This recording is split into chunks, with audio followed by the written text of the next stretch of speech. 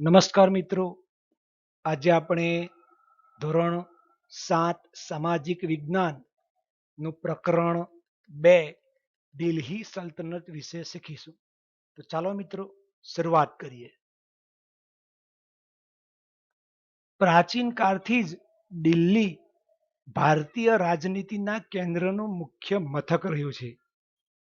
આપણે જાણીએ છીએ કે આપણા દેશનું પાટનગર દિલ્હી છે અને આ દિલ્હી પ્રાચીન કાળથી જ આપણા દેશની જે રાજનીતિ છે એનું મુખ્ય મથક રહ્યું છે.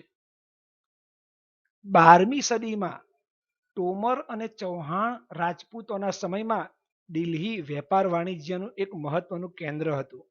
આપ ભારતના આ નકશામાં દિલ્હીને જોઈ શકો છો.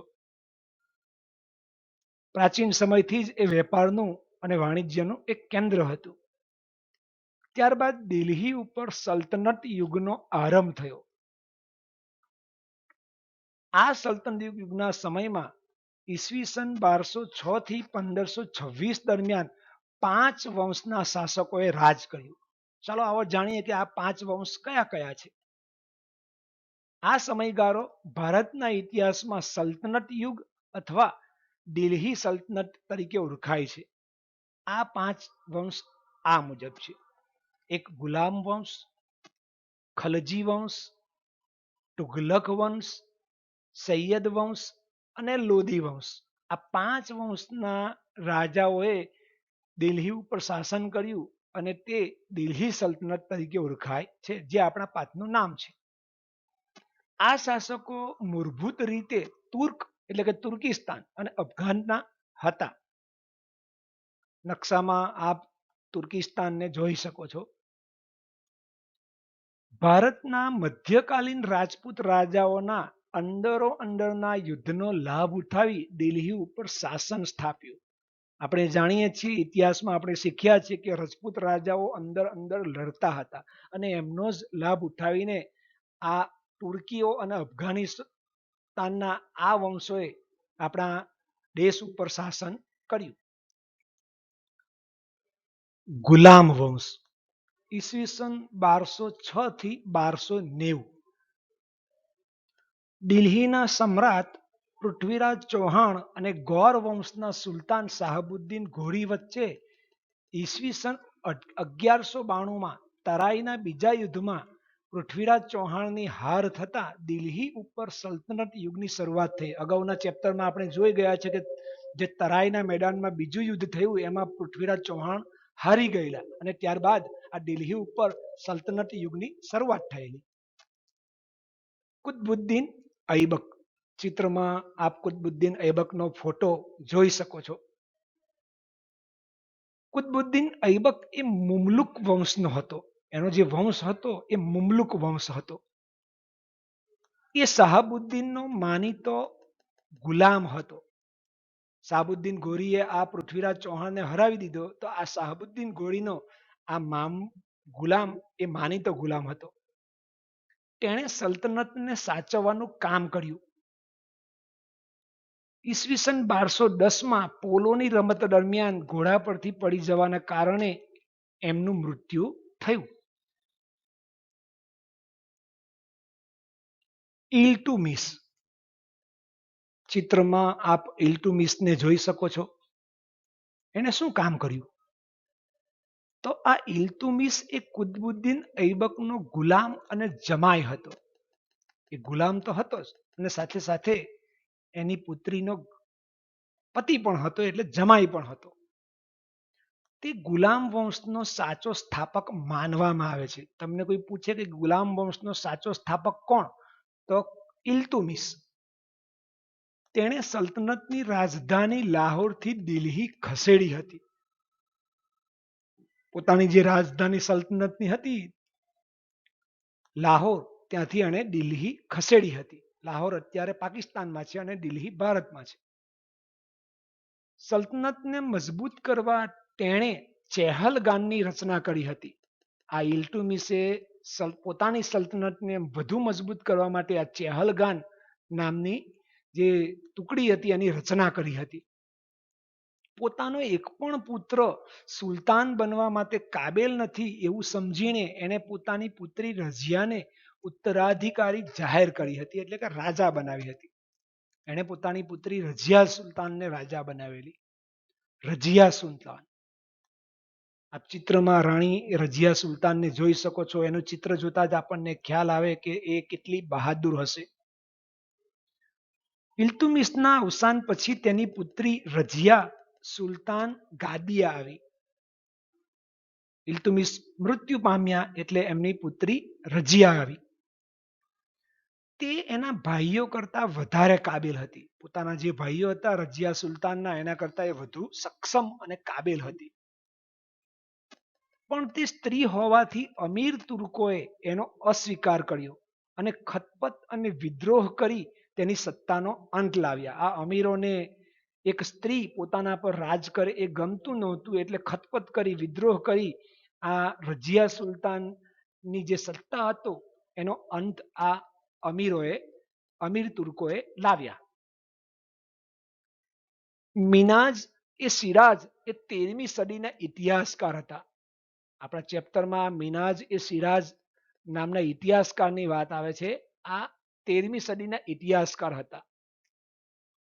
એમણે સ્વીકાર્યું હતું કે રઝિયા સુલતાન તેના અન્ય ભાઈઓ કરતા વધારે કાબિલ અને સક્ષમ હતી, અને તેમણે પોતાના આ એક પુસ્તક તબક્કત આય નસીરી એ પુસ્તકમાં આ વસ્તુનો ઉલ્લેખ કર્યો છે. પુસ્તક આપ જોઈ શકો છો. નાસિરુદ્દીન, ચિત્રમાં આપ નાસિરુદ્દીનને જોઈ શકો છો કે રઝિયા સુલતાનને ગાદી પરથી હટાવી આ અમીરોએ ઇલ્તુમિશના પુત્ર નાસિરુદ્દીનને ગાદીએ બેસાડ્યો, એટલે કે રઝિયા સુલતાનના ભાઈને ગાદીએ બેસાડ્યો.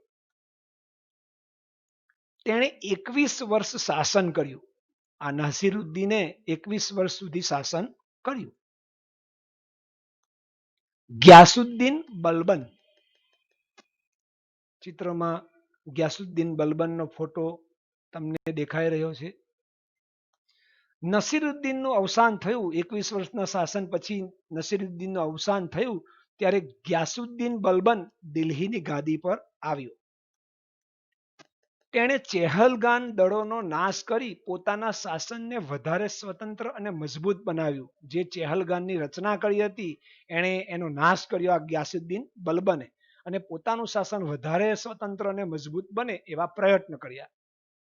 તે કલા અને સાહિત્યનો પોષક હતો. કલા અને સાહિત્ય એને ખૂબ ગમતું હતું અને એવી પ્રવૃત્તિઓને એ પ્રોત્સાહન આપતો હતો.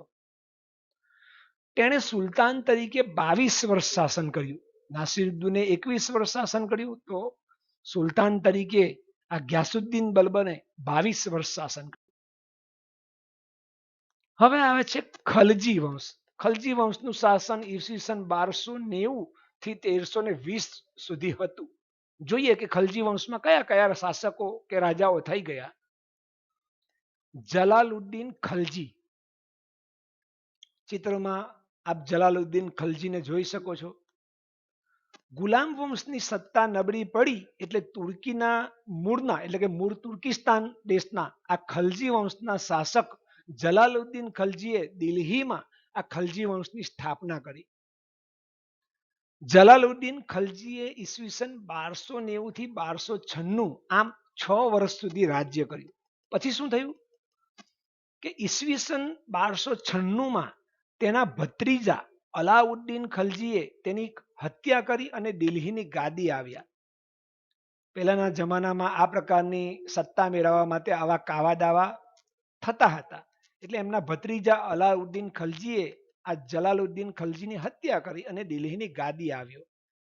અલાઉદ્દીન ખલજી, જે ભત્રીજાએ હત્યા કરી એ ભત્રીજો આપ જોઈ રહ્યા છો અલાઉદ્દીન ખલજી, એમણે શું કરેલું તો તે ખૂબ મહત્વકાંક્ષી હતો.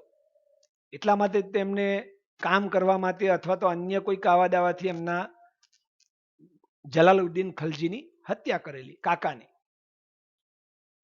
તેણે ઉત્તર ભારત, ગુજરાત અને દક્ષિણ ભારત પર વિજય મેળવી સામ્રાજ્ય વિસ્તાર કર્યો. કે દિલ્હીમાં એને સુલતાન તો બન્યો, પણ સાથે સાથે ઉત્તર ભારત, ગુજરાત અને દક્ષિણ ભારત પર પણ વિજય મેળવીને એને પોતાનું જે સામ્રાજ્ય હતું એમાં વિસ્તાર કર્યો. તેણે દિલ્હીમાં સ્થાયી સેનાની શરૂઆત કરી. સૈન્યમાં ઘોડા અને સૈનિકોની વિશેષ ઓળખ માટે ડાગ અને ચહેરા પદ્ધતિ દાખલ કરી. આ શબ્દો પણ આપે યાદ રાખવાના છે કે સૈન્યમાં ઘોડા અને સૈનિકોની વિશેષ ઓળખ માટે એમને ડાગ અને ચહેરા પદ્ધતિ દાખલ કરી આ અલાઉદ્દીન ખલજીએ. આ ઉપરાંત તેમણે ભાવ નિયંત્રણ, બજાર નિયંત્રણ અને સંગ્રહખોરી નિયમન જેવા વહીવટી સુધારા પણ કર્યા. આમ અલાઉદ્દીન ખલજીને જોઈએ તો એણે ઘણા સારા સુધારા કરેલા એવું કહી શકાય. અલાઉદ્દીન ખલજીના અવસાન પછી અંધાધૂંધી વાળું વાતાવરણ રહ્યું. ત્યારબાદ ખલજી વંશનો અંત લાવી આ ગ્યાસુદ્દીન તુગલક એ દિલ્હીની ગાદી આવ્યો અને તેણે દિલ્હી ઉપર તુગલક વંશની સ્થાપના કરી. તો તુગલક વંશ ઈસવીસન 1320 થી 1414. આપ ગ્યાસુદ્દીન તુગલકને ચિત્રમાં જોઈ શકો છો. એને શું શું યોજનાઓ બનાવી? તો સૌ પ્રથમ તો રાજધાની તેને દિલ્હીથી દૌલતાબાદ સ્થળાંતર કરી, એટલે કે બદલી કરી. જે રાજધાની તરીકે દિલ્હી હતું એમને દૌલતાબાદ કરી નાખી. બીજું કે પ્રતીક મુદ્રા પ્રયોગ તરીકેનો અમલ કર્યો. આ યોજનાઓમાં વ્યવહારિકતાનો અભાવ હતો અને આયોજનનો અને અમલીકરણનો ભેદભાવ હતો અને એના કારણે આ યોજનાઓ સફળ ના થઈ. અને ભારતના ઇતિહાસમાં આ યોજનાઓ તરંગી એટલે કે કાલ્પનિક યોજનાઓ તરીકે સ્થાન પામી. તેના સમયમાં આફ્રિકન મુસાફર ઇબ્ન બબુતા ભારતની મુલાકાત આવ્યો હતો. આફ્રિકન એક મુસાફર પહેલાના જમાનામાં આ ઉપરાંત ઘણા વિદેશી મુસાફરો આપણા દેશની મુલાકાતે આવેલા, એમાંનો આ એક ઇબ્ન બબુતા હતા. મોહમ્મદ તુગલક બાદ તેનો ભાઈ ફિરોજ શાહ તુગલક દિલ્હીની ગાદી આવ્યો. તેના અવસાન બાદ તૈમૂર લુંગે દિલ્હી પર આક્રમણ કરી તુગલક વંશની સત્તા મર્યાદિત કરી. એટલે કે અહીંયા તુગલક વંશનો એણે અંત લાવી દીધો, તૈમૂર લંગે. અને ત્યારબાદ તુગલક વંશનું પતન થયું અને સૈયદ વંશની શરૂઆત થઈ. એટલે એક વંશનું પતન થાય એટલે બીજા વંશનો ઉદય થાય. અને તુગલક વંશનું પતન થયું અને સૈયદ વંશની શરૂઆત થઈ. સૈયદ વંશ. હવે સૈયદ વંશ છે 1414 થી 1451. કે દિલ્હીમાં તુગલક વંશના શાસન બાદ ખીજુ ખાને સૈયદ વંશની સ્થાપના કરી. ચિત્રમાં ખીજુ ખાનને આપ જોઈ રહ્યા છે. એ ખીજુ ખાન તૈમૂર લંગનો રાજ્યપાલ હતો. અત્યારે પણ જુદા જુદા હોદ્દાઓ હોય છે, એ જ રીતે પહેલાના જમાનામાં પણ આ રાજ્યપાલનો હોદ્દો હતો અને ખીજુ ખાન આ તૈમૂર લંગનો રાજ્યપાલ હતો, જે અગાઉ આપણે વાત કરી ચૂક્યા છીએ. આ તૈમૂરે તેને મુલતાનનો રાજ્યપાલ બનાવ્યો હતો અને દિલ્હીની અરાજકતાનો ફાયદો ઉઠાવીને તેણે દિલ્હીમાં સૈયદ વંશની સ્થાપના કરી. એણે જોયું કે દિલ્હીમાં ઠેર ઠેર અફડાથફડી છે, અંધાધૂંધી છે, અરાજકતા છે, તો એનો ફાયદો ઉઠાવીને એને સૈયદ વંશની સ્થાપના કરી. ત્યારબાદ આવે છે લોડી વંશ 1451 થી 1526. બહલોલ લોદીએ સૈયદ વંશના અંતિમ શાસકને પદભ્રષ્ટ કરીને એટલે કે હટાવીને દિલ્હીની ગાદી પર કબજો લીધો. બહલોલ લોદી આપ ચિત્રમાં જોઈ રહ્યા છે. લોદી વંશનો અંતિમ શાસક ઇબ્રાહિમ લોદી હતો. તમને કોઈ પૂછે કે લોદી વંશનો અંતિમ શાસક કોણ હતો, તો ઇબ્રાહિમ લોદી. આ ઇબ્રાહિમ લોદી છે. એનો મુઘલ શાસક બાબર સામે પાણીપતના પ્રથમ યુદ્ધમાં પરાજય થવાથી સલ્તનત યુગનો દિલ્હીમાંથી અંત આવ્યો. બાબર સામે આ જીતી ના શક્યા અને સલ્તનત યુગનો આ દિલ્હીમાંથી અંત આવ્યો અને દિલ્હીમાં મુઘલ સામ્રાજ્યની શરૂઆત થઈ. સલ્તનત યુગની રાજ્ય વ્યવસ્થા. હવે આ સલ્તનત યુગની રાજ્ય વ્યવસ્થા કયા પ્રકારની હતી? તો ઈસવીસન 13મી સદીમાં દિલ્હીમાં સ્થપાયેલ સલ્તનત સામ્રાજ્યની શાસન વ્યવસ્થા ખૂબ વિશિષ્ટ હતી, એટલે કે અન્ય શાસન વ્યવસ્થા કરતા જુદી પડતી હતી. દિલ્હી સલ્તનત શાસનના કેન્દ્રમાં સુલતાન રહેતો હતો, એટલે કે કેન્દ્રમાં સુલતાન, સુલતાન એટલે કે રાજાનું આ એક બીજું નામ છે. તે સર્વોચ્ચ સેનાપતિ, કારોબારીનો સર્વોચ્ચ વડો અને સર્વોચ્ચ ન્યાયાધીશ પણ ગણાતો હતો. એ સેનાપતિનો પણ સર્વોચ્ચ વડો અને સર્વોપરી ન્યાયાધીશ પણ ગણાતો હતો. સુલતાનને મદદરૂપ થવા મંત્રીમંડળ પણ રહેતું હતું. તેના મંત્રીઓ અને અધિકારીઓની નિમણૂક સુલતાન પોતે કરતો. એ અધિકારીઓ અને મંત્રીઓની નિમણૂક સુલતાન પોતે કરતો હતો, કારણ કે કેન્દ્રમાં સુલતાન હતો એટલા માટે. આ શાસન વ્યવસ્થા કયા પ્રકારની હતી? તો આ શાસન વ્યવસ્થા મુખ્યત્વે 3 પ્રકારની હતી. 1 કેન્દ્રીય શાસન, 2 પ્રાંતીય શાસન અને 3 સ્થાનિક શાસન. તમને કોઈ પૂછે કે સલ્તનત શાસન વ્યવસ્થાના કેટલા પ્રકાર હતા, તો આ 3 પ્રકાર આપે યાદ રાખવાના. 3 સ્થાનિક શાસન. એમાં સૌ પ્રથમ કેન્દ્રીય શાસન. આ સલ્તનત શાસન વ્યવસ્થા છે એમાં કેન્દ્રીય શાસન કયા પ્રકારનું હતું? તો આપ જોઈ શકો છો આ 5 મુદ્દા. તો ભાઈ કેન્દ્રમાં સુલતાન સર્વોપરી હતો, એટલે કે જે રાજા હોય એ જ સર્વોપરી હતો. ખાલી જગ્યામાં આપણને આ પૂછી શકે. મંત્રીમંડળ ગૌણ હતું, એટલે કે મંત્રીમંડળની કઈ ખાસ વિશેષતા હતી નહીં. ત્રીજું, સુલતાનનો પ્રધાનમંત્રી વજીર કહેવાતો. જે સુલતાનનો જે મુખ્યમંત્રી હોય, પ્રધાનમંત્રી એટલે કે મુખ્યમંત્રી, એને વજીર કહેવામાં આવતો. અને મંત્રીમંડળમાં સેના વિભાગ, પત્ર વ્યવહાર વિભાગ, ત્યારબાદ છેલ્લા મુદ્દામાં છે ધર્મ વિભાગ, વિદેશ વિભાગ અને ગુપ્તચર વિભાગ હતો. આ એની કેન્દ્રીય શાસન વ્યવસ્થા છે. હવે પ્રાંતીય શાસન એટલે કે પ્રદેશોનું શાસન, એમાં આ 6 મુદ્દા છે. કે સલ્તનત કાળમાં પ્રાંતને જાગીરમાં વહેંચવામાં આવતો અને જે ઇક્તા તરીકે ઓળખાતો. તમને કોઈ પૂછે કે ભાઈ જે પ્રાંતને જાગીરમાં વહેંચવામાં આવે એને શું કહેવામાં આવે, તો ઇક્તા તરીકે ઓળખાય. અને તેનો જે વડો છે એ ઇક્તેદાર કે મુક્તિ તરીકે ઓળખાતો હતો. ચોથો મુદ્દો, કે જે જમીન મહેસૂલ ઉઘરાવવાનું કામ કરતો. જે આ ઇક્તેદાર કે મુક્તિ છે એ જમીન મહેસૂલ ઉઘરાવવાનું કામ કરતો, સેના રાખતો અને સુલતાનને મદદ કરતો.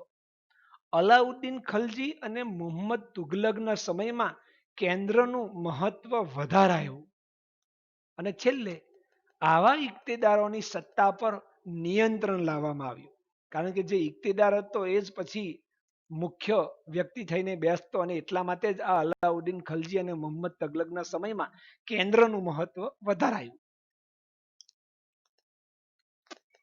સ્થાનિક શાસન. ત્રીજા પ્રકારનું શાસન છે સ્થાનિક શાસન. આ સ્થાનિક શાસનમાં શું હતું?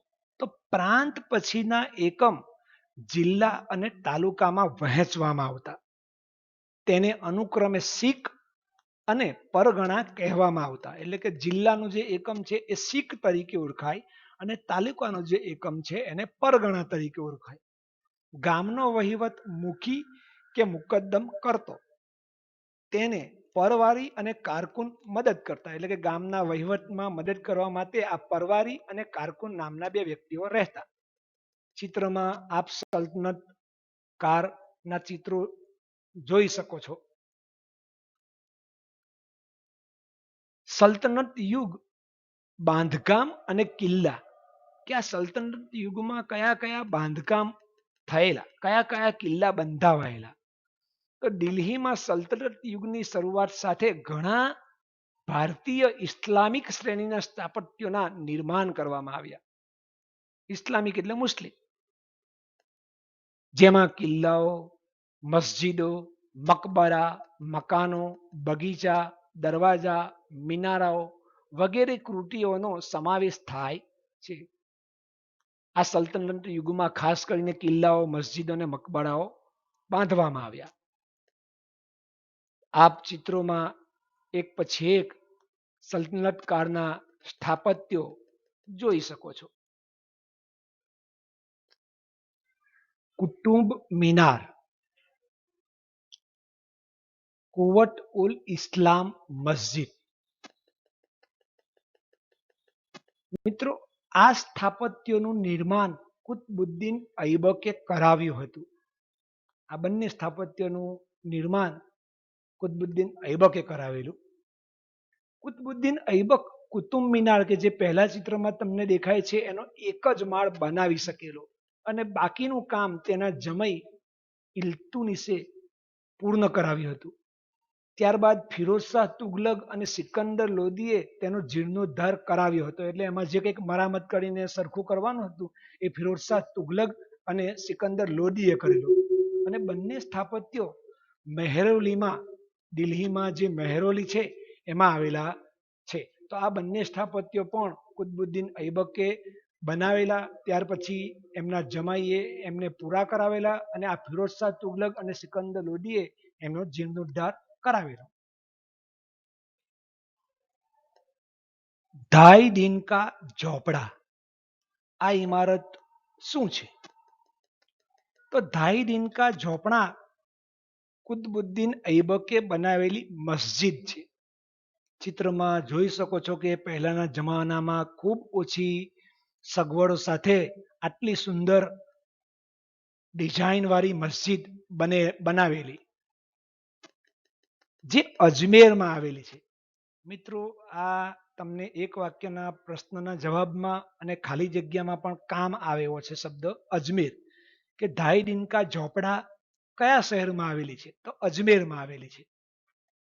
તેના સમયમાં અન્ય બાંધકામો જેવા કે હોજે સમ્મી, સમ્મી મસ્જિદ અને જુમા મસ્જિદ પણ બનાવવામાં આવી હતી. ખલજી વંશ દરમિયાન કયા કયા બાંધકામ થયેલા એની વાત. તો ખલજી વંશ દરમિયાન અલાઉદ્દીન ખલજીએ બંધાવેલ સ્થાપત્યોમાં અલાઈ દરવાજા, સીરી કિલ્લો અને શ્રીનગર અને હોજે ખાસ જાણીતા છે. જો અહીંયા ચિત્રમાં અલાઈ દરવાજા છે, આ જમણી બાજુ સીરી કોટ છે. આ સિવાય એમને હોજે ખાસ અને શ્રીનગર પણ બનાવેલું. તુગલક દરમિયાનના સ્થાપત્યો એટલે કે તુગલક વંશના સ્થાપત્યો. આ સમયગાળા દરમિયાન દિલ્હીમાં કેટલાક કિલ્લાઓ, મસ્જિદો, તળાવો, મહેલો, સ્નાનાગાર, મકબરા, પુલો, સરાઈઓ, બગીચાઓ વગેરે બનાવવામાં આવ્યા હતા. એમાંનો એક કિલ્લો આપ જોઈ શકો છો. સૈયદ અને લોદી વંશના બાંધકામ, દરેકે દરેક વંશમાં કોઈને કોઈ પ્રકારના બાંધકામ થયેલા છે એની વાત છે. તો સૈયદ અને લોદી વંશ દરમિયાન પણ ઘણા મકબરા, ગુંબઝ, મસ્જિદો જેવી કે બંદે ખાનનો ગુંબઝ, બડા ગુંબઝ, મોઠની મસ્જિદ, શિહાબુદ્દીનનો મકબરો વગેરે બાંધકામ આ સૈયદ અને લોદી વંશ દરમિયાન પણ થયા હતા. આપ જોઈ શકો છો. સલ્તનત યુગના ત્રણ વંશો તુગલક વંશ, સૈયદ વંશ અને લોદી વંશ દરમિયાન અફરાતફરી અને સલ્તનતના વિઘટનના કારણે, તૈમૂરના આક્રમણના કારણે ઉત્તર ભારત અને દક્ષિણ ભારતના કેટલાક વંશો સ્વતંત્ર થયા અને જેમાં મુખ્ય પ્રદેશો આ પ્રમાણે છે. આ 5 પ્રદેશો સ્વતંત્ર થયેલા. એક વિજયનગર, બહમની, માળવા, બંગાર અને જોનપુર. આમાં વિજયનગર અને બહમની એક મજબૂત રાજ્યો તરીકે સ્થાપિત થયેલા એની વાત આગળ આવશે. વિજયનગરનું સામ્રાજ્ય આપ નકશામાં અને ચિત્રમાં વિજયનગર એમ્પાયર, વિજયનગરનું સામ્રાજ્ય જોઈ શકો છો.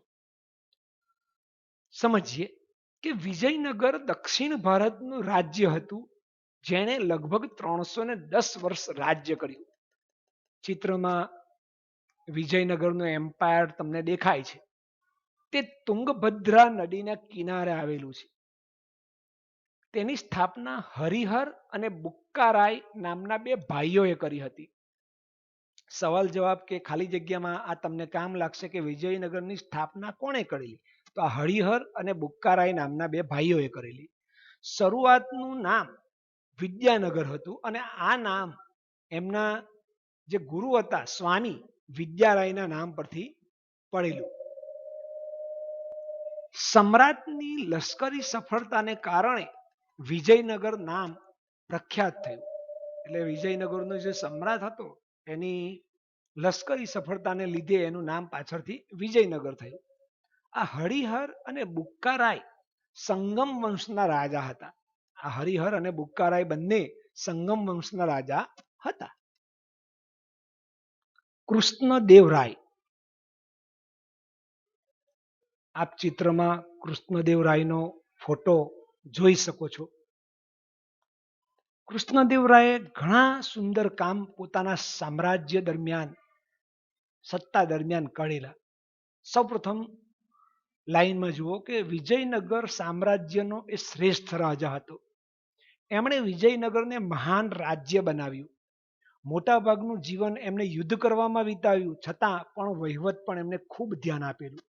નહેરો અને તળાવો ખોદાવી ખેતીને સમૃદ્ધ કરી હતી. અયોગ્ય વેરા હટાવી નગરમાં સુંદર ઇમારતો બનાવડાવી હતી. જે ખોટા ખોટા વેરા હતા એ એમણે દૂર કરેલા અને નગરમાં સુંદર ઇમારતો પણ બનાવડાવી. વિજયનગર પાસે નાગલપુર નામે એક નવું નગર વસાવેલું, શહેર વસાવેલું. તે પોતે વિદ્વાન અને સાહિત્યનો પોષક હતો. ખૂબ બુદ્ધિશાળી હતા અને સાથે સાથે સાહિત્યનો પોષક પણ હતો.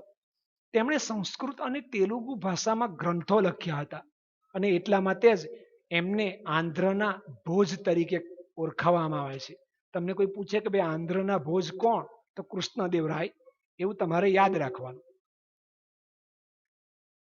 વિજયનગર સામ્રાજ્યના રાજા કૃષ્ણદેવરાયના અવસાન બાદ આંતરિક સંઘર્ષ અને કાવતરા શરૂ થયા. ઇતિહાસમાં હંમેશા આવું જ બન્યું છે કે એક રાજાનો અવસાન થાય તો પછી સંઘર્ષ અને કાવતરા શરૂ થાય. અંતે 23 જાન્યુઆરી 1565માં તાલિકોતાના યુદ્ધમાં મુસ્લિમ રાજ્યોના બનેલા સંઘ સામે વિજયનગરની હાર થઈ. 1555માં આ મુસ્લિમ રાજ્યોના બનેલા સંઘ સામે વિજયનગરની હાર થઈ. ત્યારબાદ પણ એટલે કે હાર થયા પછી પણ વિજયનગરનું સામ્રાજ્ય લગભગ 100 વર્ષ સુધી ટકી રહ્યું. તમે સમજી શકો છો કે એ કેટલું મજબૂત હશે. પણ એની રોનક પહેલા જેવી હોતી નહીં. અંતે અરવિંદુ વંશના છેલ્લા શાસકો દરમિયાન એટલે કે 1646માં આ વિજયનગરના સામ્રાજ્યનો અંત આવ્યો. ત્યાર પછી બહમની રાજ્ય કે જે દક્ષિણનું એક વિજયનગર જેવું જ મજબૂત રાજ્ય હતું. તુગલક વંશના સમયમાં દક્ષિણ ભારતમાં જફર ખાને 1347માં બહમન રાજ્યની સ્થાપના કરેલી. બહમન રાજ્યની સ્થાપના જફર ખાને કરેલી. એણે આ પ્રકારનું કામ કર્યું. આ રાજ્ય દક્ષિણ ભારતમાં લગભગ 150 થી 200 વર્ષ રાજ્ય કર્યું. જફર ખાને અલાઉદ્દીન બહમન શાહ નામ ધારણ કરી સ્વતંત્ર શાસન કર્યું. એને અલાઉદ્દીન બહમન એવું નામ ધારણ કર્યું અને શાસન કર્યું. તેણે ગુલમાર્ગને રાજધાની બનાવી. ગુલમાર્ગ નામનું સ્થળ છે એ સ્થળને એણે પોતાની રાજધાની બનાવી. આ જફર ખાને. ચિત્રમાં આપ એની રાજધાની ગુલમાર્ગ જોઈ શકો છો. બહમની રાજ્યની વાત આપણે કરી રહ્યા છીએ. અહમદ શાહે ગુલમર્ગથી રાજધાની બીદર ખસેડી હતી અને ત્યાં અનેક ઇમારતો બંધાવી. અહીંયા ચિત્રમાં તમને 2 પોઈન્ટ દ્વારા ગુલમર્ગ અને બીદર દેખાઈ રહ્યા છે. આ ગુલમર્ગ છે અને આ બીદર છે. આ અહમદ શાહે ગુલમર્ગથી રાજધાની આ બીદર ખસેડી. મોહમ્મદ શાહ ત્રીજાનો વજીર મોહમ્મદ ગાવા હતો અને તે સક્ષમ વહીવટી તંત્રની રચના કરી. અને તેના કારણે જ મોહમ્મદ શાહ ત્રીજાના સમયમાં આ બહમદી સત્તા મજબૂત બની. આ બહમની રાજ્ય મજબૂત આ મુઝફ્ફર અને મોહમ્મદ શાહ ત્રીજાના સમયમાં થયો. જ્યારે બહમની સામ્રાજ્યની સત્તા મોહમ્મદ શાહ બહમની બીજાના હાથમાં આવી ત્યારે તેના વતી સર્વ વહીવટ તેનો વજીર કાસિમ બસીદ કરતો હતો. કાળા અક્ષરમાં આપ કાસિમ બસીદ જોઈ શકો છો. તેના જ સમયમાં બહમની સામ્રાજ્યનો અંત આવ્યો અને બીજાપુર, અહમદનગર, ગોલકોંડા, બીડર અને બરાર એમ અલગ અલગ 5 સામ્રાજ્યમાં વિભાજિત થઈ ગયો. ચિત્રમાં આપ અલગ અલગ 5 સામ્રાજ્ય જોઈ શકો છો. જુઓ, આ બીજાપુર છે, આ અહમદનગર છે, આ ગોલકોંડા છે, આ બિદાર છે અને આ બરાર છે. આવા 5 અલગ અલગ વિભાગમાં વહેંચાઈ થયું બહમની રાજ્ય. દિલ્હી સલ્તનતનું પતન. અંતે કોઈ પણ સલ્તનતનો કે યુગનો અંત આવે જ છે, એ રીતે દિલ્હી સલ્તનતનું પણ પતન થયું. કઈ રીતે? તો દિલ્હી સલ્તનતના શાસનની શરૂઆત ઈસવીસન 1206 કુતબુદ્દીન ઐબક દ્વારા કરવામાં આવી હતી. લગભગ 320 વર્ષના શાસન દરમિયાન અનેક તાકાતવાન સુલતાનો આવ્યા અને કેટલાક નબળા પણ આવ્યા અને અંતે 1526 જુઓ, 1206 શરૂ થયું શાસન અને 1526 આ ઇબ્રાહિમ લોદીના સમયમાં આ શાસનનો અંત આવ્યો. આમ લગભગ 320 વર્ષ સુધી આ સલ્તનત શાસકોએ દિલ્હી ઉપર પોતાનું શાસન કર્યું. આભાર મિત્રો. અહીં દિલ્હી સલ્તનત નો એકમ પૂરો થાય છે. આપ ફરીને આ વિડીયો જોશો, એના મુદ્દાઓ આપની નોંધપોથીમાં નોંધશો તો ચોક્કસ આપ જે પણ કંઈક સ્વાધ્યાયના સવાલના જે જવાબ છે એ આપી શકશો. આભાર.